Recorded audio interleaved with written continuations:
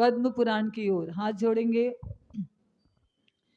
नमो अरिहंताणं नमो सिद्धाणं नमो आयर्याणं नमो वज्रायाणं नमो लोये सव्वसाहुणं।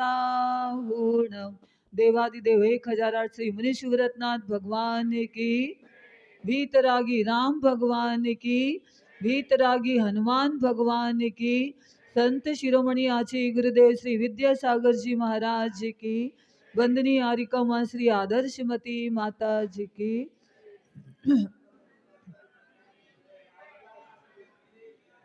हाँ, अब कल आपने सुना था कि वैश्रवण राजा के बारे में कि युद्ध में उनकी पराजय, उनको मूर्छा आ गई थी तो पराजय हो गई थी, और पराजय अनुभव करते हुए वो अपने राज्य में था लंका में, लेकिन उसे अच्छा नहीं लग रहा था, तो वैराग्य हो जाता है और वैराग्य हो जाता है तो कुछ राजाओं के साथ मुनि दीक्षा ले लेते, कठोर तपस्या करके वो वैश्रवण नाम के मुनिराज निर्वाण को प्राप्त कर लेते हैं। ये कल आपने सुना।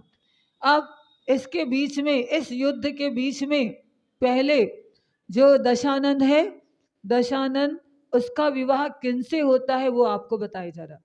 विजयाट पर्वत की दक्षिण श्रेणी में असुर संगीत नाम का एक रमणीक विशाल नगर है, और उस नगर के राजा का नाम मैं राजा है, मैं राजा है। उनकी बहुत सुंदर कन्या जिसका नाम मंदोदरी, वो यौवन अवस्था को प्राप्त हुई, बहुत सुंदर थी। राजा को चिंता हो गई कि मंदोदरी का विवाह किससे कराया जाए, तो सब मंत्री आदि से भी सलाह लेते हैं। तो फिर सलाह करने पर पता चलता दशानन के बारे में, अरे वो बहुत पराक्रमी हैं और उसने बहुत सारी विद्याओं को भी सिद्ध कर लिया, विद्याधर राजा है दशानन, क्यों ना अपनी कन्या का विवाह। तो ये लोग दोनों, राजा में और मंदोदरी को लेकर के, और भी मंत्री आदि थे, कहाँ पहुंच जाते हैं, उसी नगर में, लंका में, जहाँ पर स्वयंप्रभ नगर में बसाया था ना रावण ने, अपनी विद्या से तैयार किया था, वहां पहुंच जाते हैं। उस समय रावण चंद्रहास खड़क सिद्ध कर रहा था, साधना कर रहा था।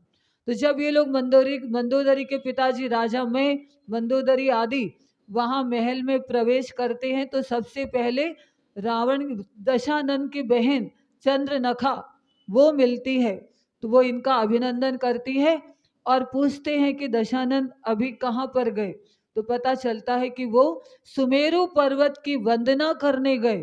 कहाँ? सुमेरु पर्वत में भद्रशाल वन, नंदन वन, सोमनस वन और पांडुक वन, जहाँ पर पंचमेरु होते ना, वहाँ पर विशाल विशाल जिनालय हैं, और एक एक जिनालय में 500 धनुष की वीतरागी रत्नमयी जिन प्रतिमा है, और एक एक दिशा में एक एक जिनालय, 4 दिशा में, तो एक मेरु पर्वत में 16 जिनालय। तो जम्बू द्वीप के मेरु पर्वत की वंदना करने दशानन गए हैं, ये समाचार मिलता है। तो वो लोग वहीं पर रुक जाते हैं और प्रतीक्षा करते हैं। तो उन्होंने नगर को देखा, तो देख करके आश्चर्य हुआ, स्वयंप्रभ नगर बहुत सुंदर था। तो इतने में दशानन लौट करके आ जाता है। जब परिचय होता है आपस में, तो दशानन की मुस्कान को देख करके मंदोदरी के पिताजी अपनी पुत्री का विवाह उनसे तय कर देते, और वही स्वयंप्रभ नगर में मंत्री आदि सब आए थे, मंदोदरी के साथ दशानन का विवाह हो जाता है। इसके बाद दशानन और टहलने के लिए कहीं पर निकले थे, तो वहां पर देखते हैं कि 6000 कन्याएं आमोद प्रमोद में लगी हुई है, मनोरंजन में लगी हुई है। उन कन्याओं की दृष्टि जैसी दशानन पर पड़ती है, देख करके सभी कन्याएं मोहित हो जाती है। तो दशानन ने वहीं पर उन कन्याओं की स्वीकृति मिलने पर गंधर्व विवाह होता है वो कर लेते हैं। अब जैसी उन कन्याओं के माता पिता परिवार वालों को ज्ञात होता है, वो लोग युद्ध करने के लिए आते, और युद्ध में दशानन के द्वारा वो पराजय को, क्योंकि ये बहुत पराक्रमी राजा था, तो सभी विचार करते हैं और कन्याओं ने दशानन से कहा कि हे स्वामी, हमारे परिवार वालों को आप मुक्त कर दो।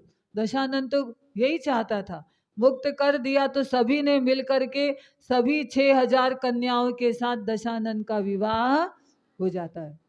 अब 6000 में सबसे बड़ी रानी कौन? मंदोदरी थी। अब आगे और बढ़ते हैं। जब दशानन वहां पर होते तो कुंभकर्ण वैश्रवण जो राजा था उसको परेशान करता था, तो युद्ध हुआ था और युद्ध में उसकी पराजय हो चुकी थी। अब एक बार की बात है कि दशानन आवश्यक कार्यों से निवृत्त होकर के सिंहासन पर बैठा हुआ था और ये कहाँ जा रहा था? आकाश मार्ग से जा रहा था। वहां से उतर करके अपने महल में आता है और वहां पर आकर के मंदोदरी से विवाह तो इसका हो चुका था। इसके आगे एक घटना घटती है कि जो कुछ दिनों के बाद जो दशानन का छोटा भाई कुंभकर्ण, तो मंदोदर नाम का राजा था, उनकी पुत्री तड़िन माला, उससे कुंभकर्ण का विवाह हो जाता है। और दूसरा राजा जिनका नाम इंद्र, जो विभीषण की का विवाह होता है, विजयार्थ की दक्षिण श्रेणी के ज्योतिप्रभ नाम का नगर है और राजा विशुद्ध कमल, इसकी पुत्री राजीव सरसी, इसके साथ विभूषण का विवाह हो जाता है। तो तीनों भाइयों का विवाह हो गया, तीनों आनंद के साथ में अपने अपने महल में है। जैसे जैसे काल व्यतीत होता है तो मंदोदरी ने 2 पुत्रों को जन्म दिया, जिसका नाम मेघनाथ और इंद्रजीत। ये 2 पुत्रों को, दोनों पुत्र द्वितीया की चंद्रमा की तरह बड़े होते जा रहे हैं और ये दशानन इनके महल में शांतिनाथ भगवान का मंदिर और उनकी पूजा भक्ति ये किया करता था। अब आगे चले। कुंभकर्ण वैश्रवण की बात तो आपने सुन ही ली थी। आगे बताया जा रहा है कि दशानन के वीर योद्धा वैश्रवण, वो तो पराजित हो गया था, लेकिन उसके राज्य से उसको एक पुष्पक विमान मिलता है। वो बहुत विशाल, बहुत बड़ा था। इसी पुष्पक विमान में दशानन ने सीता जी का अपहरण करके वो ले गया था। तो पुष्पक विमान मिलता है तो वैश्रवण राजा की याद में उस विमान को रावण स्वीकार कर लेता है। एक बार की बात है कि रावण अपनी ही राज्य सभा में था, तो एक व्यक्ति दौड़ता हुआ आता है और दशानन से कहता है कि हे राजन, अपने राज्य में एक ऐसा हाथी आया जो बहुत उत्पात मचा रहा है और सब लोग परेशान हो रहे। दशानन कहता ठीक है, मैं अभी चलता हूँ। दशानन वहां पहुंचा जहां पर वो हाथी उत्पात मचा रहा था। तो दशानन तो पराक्रमी था ही, वो गया और जाते साथ उसने, हाथी उसको मारने के लिए आ ही रहा था दशानन को। दशानन ने इतनी जोर से उछला और हाथी के पीठ पर जाकर के बैठ जाता और हाथी को वश में कर लेता। और वो हाथी बहुत सुंदर, बहुत अच्छा था। उस हाथी का नाम दशानन त्रैलोक्य मंडन हाथी रखता है उसका नाम, और उस हाथी को वो अपने वश में कर लेता है। अब इसके बाद क्या होता है? दूसरी घटना यहाँ पर अपने सामने आती है और वो घटना ये है कि कंदपुर का राजा जो सूर्यरज था, सूर्यरज और रक्षरज 2 प्रकार के दोनों राजा थे। ये वानर वंशी थे। तो सूर्यरज राजा को वैराग्य हो जाता है। उनके 2 पुत्र थे, एक का नाम बाली और एक का नाम सुग्रीव। कितने पुत्र थे? 2, बाली और सुग्रीव। और एक राजा और था, एक का नाम तो सूर्यरज था और दूसरे का नाम भी इसी प्रकार से नाम था उस राजे का। तो उसके भी 2 पुत्र होते हैं और उन पुत्रों का नाम क्या है? एक का नाम नल था और एक का नाम नील था, ये दोनों। अब इनको जब वैराग्य हो जाता है तो सूर्यरज नाम का राजा अपने बड़े पुत्र बाली को उन्होंने राज्य दे दिया कि कंदपुर का, और स्वयं दीक्षा ले लेते हैं। अब वो तो साधना कर रहे दीक्षा लेकर के, इधर बाली किसी कारण से दशानन की आज्ञा को स्वीकार नहीं करता। तो दशानन उसको याद दिलाता है, क्योंकि दशानन ने सूर्य रज इन राजाओं की, जब वैश्रवण राजा लंका में ही नरक बना करके, कृत्रिम नरक बना करके उनको बंदी बना लिया था, दोनों को, दोनों भाइयों को। तो इसने क्या किया था, दशानन ने वहां जाकर के उसकी रक्षा की थी। कल आपने सुना था, जो अकृत्रिम नरक की रचना की गई थी, वहां पर अनेक यंत्रों के द्वारा यंत्रणा दी जाती थी वैष्णवन राजा के द्वारा, जिन्होंने दीक्षा लेकर के मुक्ति प्राप्त कर ली। ये पहले की घटना बता रहे। तो दशानन उस नगर में जाकर के उन दोनों राजा को, और भी बंदी थे, उन सबको मुक्त कर देता है और वैष्णवन राजा से युद्ध करता और उसको पराजय का वो अनुभव करता है और वो दीक्षा ले लेता है। ये आपने सुना था। तो ये सूर्य रज और रक्ष रज, ये दोनों थे भाई, वानर वंशी राजा, इनको इन्होंने मुक्त किया था। अब इन्हीं के सूर्य रज के पुत्र थे बाली और सुग्रीव, और रक्ष रज के पुत्र थे नल और नील। तो जो बाली को राज्य मिला, तो वो बाली दशानन की आज्ञा का पालन नहीं कर रहा, उल्लंघन करता, क्योंकि दशानन की आज्ञा थी कि मेरे सामने मुझे प्रणाम करो, झुको, तो झुकने को तैयार नहीं था। और दशानन ने खबर भेजी दूत के द्वारा कि सुन लो बाली, तुम्हारे जो पिताजी थे उनको संकट के समय में मैंने उनकी रक्षा की थी, और तुम इस प्रकार से मेरी आज्ञा का उल्लंघन कर रहे, अभी भी आप सावधान हो जाओ। तो जैसे ही बाली को पता चलता है, खबर मिलती है, तो बाली कहते, उनका नियम था कि मैं सच्चे देव शास्त्र गुरु के सिवाय किसी को भी नमस्कार नहीं करूंगा। बाली राजा का क्या नियम था कि सच्चे देव शास्त्र गुरु के सिवाय मैं किसी को नमस्कार नहीं करूंगा। तो दशानन की उसने आज्ञा स्वीकार नहीं की थी। तो दशानन को क्रोध आ जाता है और युद्ध करने के लिए तैयार हो जाता है, और बाली भी युद्ध करने के लिए तैयार हो गया। दशानन की सेना आ रही है और इधर बाली, तो बाली के मंत्रियों ने उसको बताया। बाली राजा कहता है कि वो दशानन, उसकी तो मैं ऐसी दशा बना दूंगा ऐसा, क्योंकि एक राजा से दूसरे राजा के अंदर ताकत, अपनी अपनी ताकत सब बताते हैं। तो बाली राजा भी इसी प्रकार से कह रहे, लेकिन मंत्रियों ने कहा कि नहीं राजन, आप युद्ध के लिए नहीं जाओ, क्योंकि सामने वाला राजा बहुत शक्तिशाली है। इस प्रकार से कहा। तो बाली ने कहा चलो तुम लोग के परामर्श को मैं स्वीकार कर लेता हूँ। उन्होंने उसी वक्त अपने छोटे भाई, और दशानन की शर्त थी, पहले तो मेरी आज्ञा का पालन करो, और दूसरी शर्त है अपनी छोटी बहन श्री प्रभा का विवाह मेरे साथ कर दो। तो बाली ने दोनों आज्ञा स्वीकार नहीं की थी। तो बाली ने क्या किया, उनको तो धिक्कार है ऐसे राज्य को जिससे मेरा लिया हुआ नियम टूट रहा है। मैं नियम का पालन करूंगा, लेकिन दशानन की अधीनता स्वीकार नहीं करूंगा। उसी वक्त उनको वैराग्य हो जाता है बाली राजा को।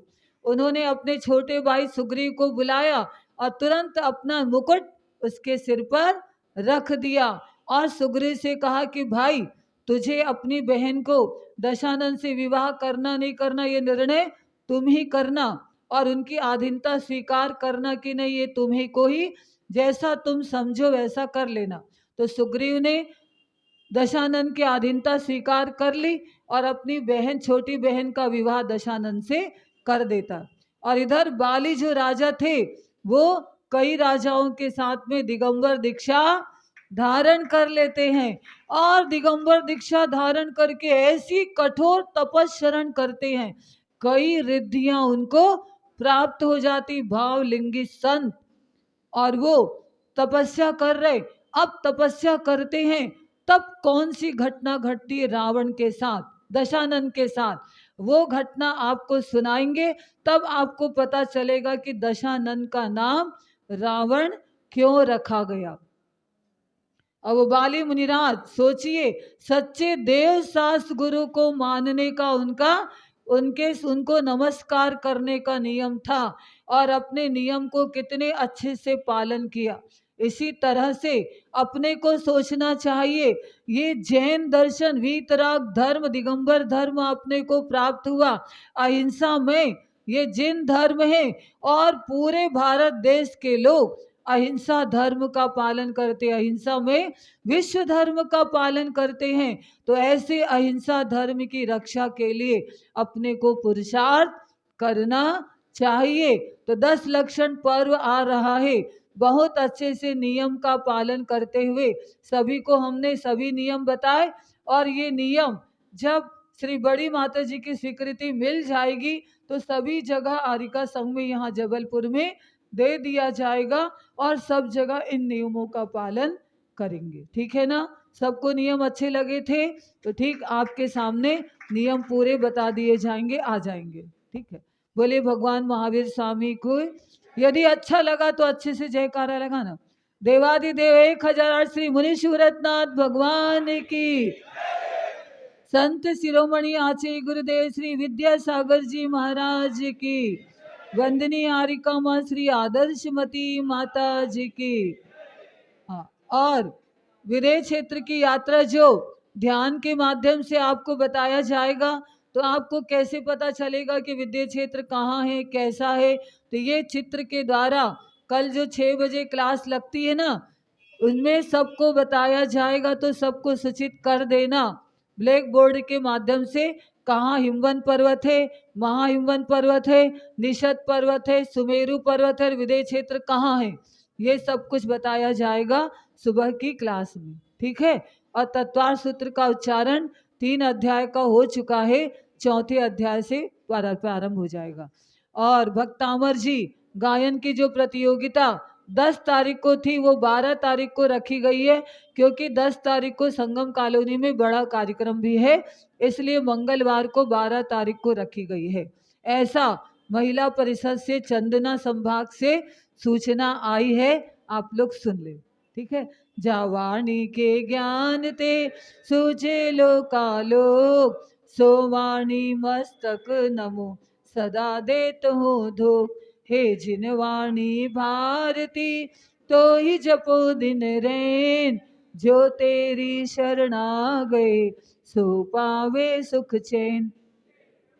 अरहंत श्रुत गुर सेवा निर्ग्रंथ, दया धर्म पालो सदा यही मोक्ष का पंथ।